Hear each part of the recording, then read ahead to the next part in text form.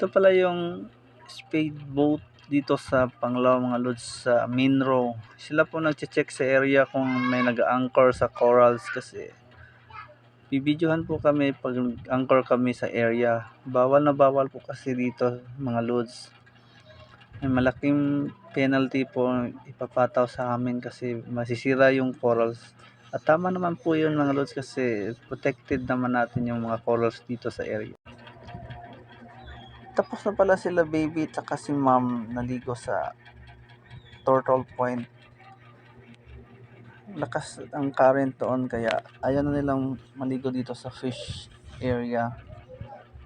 At sabi ko nga, mas maganda dito kasi mas yung current dito. Hindi masyadong malakas yung current. Ito na pala sila sir kasi kuya. Papalapit na sa boat namin. Bawat spot pala dito mga lods, mga 40 minutes po natatapos sila mangligo. Dalawang spot po dito sa Balikasag mga lods. Isang oras mahigit kami matapos dito sa Balikasag area mga lods.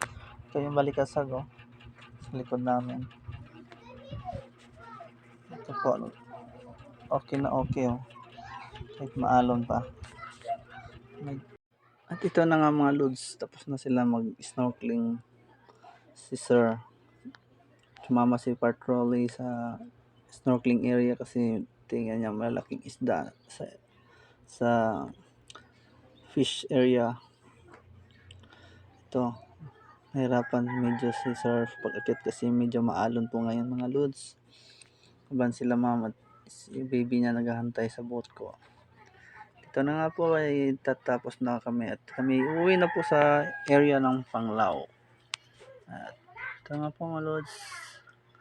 Ito yung makikita medyo maalon konting ngayong araw na to. At tapos na nga kami sa aming snorkeling area sa fish. Pupunta naman daw po sila sir ma'am sa sardine